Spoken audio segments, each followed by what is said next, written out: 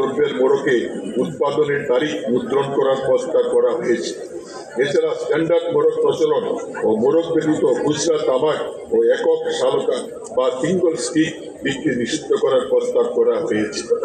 প্রস্তাবগুলির বিষয়গুলি নিয়ে আইনটি সংশোধন হলে দেশকে 2040 সালের মধ্যে তামাক মুক্ত করা সম্ভব বলে আমি আশাবাদী। তামাক নিয়ন্ত্রণ আইন সংশোধন প্রক্রিয়ায় আমরা সকল মন্ত্রণালয় বিভাগের সমর্থন চাই। একই সঙ্গে গণমাধ্যম, পেশাজীবী সংগঠন সহ সর্বস্তরের মানুষের সহযোগিতা ও সমর্থন কামনা করি। প্রিয় সুধী, বিড়ি, সিগারেট ও ই সিগারেটের মাধ্যমে ধূমপান, পানের সঙ্গে জর্দা ও তামাক পাতা এবং মাটিতে গুল ব্যবহার ইত্যাদি সব তামাকই মরণব্যাধি, হৃদরোগ, স্ট্রোক, ক্যান্সার, হাঁপানি সহ বিভিন্ন অসংক্রামক রোগ সৃষ্টি হয়েছে, যা পরিবার, সমাজ ও রাষ্ট্রের অপূরণীয় ক্ষতি বলে আমি মনে করি। এই ক্ষতি কমিয়ে আনতে আসুন আমরা সকলে তামাক নিয়ন্ত্রণে সক্রিয় হই।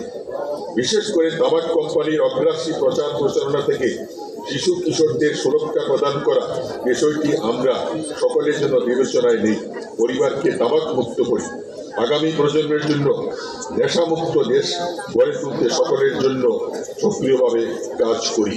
আমি যখন এ কথাটা প্রথমেই বলছি, এখনো আবার বলছি, আমাদের সচেতনতার কোনো বিকল্প নেই। যে কোনো ক্ষেত্রে, যে কোনো বিষয়, কিন্তু তামাক আইন না, যে কোনো দিক সচেতনতা হচ্ছে সবচেয়ে বড় উপায় আমাদেরকে মুক্ত করার জন্য।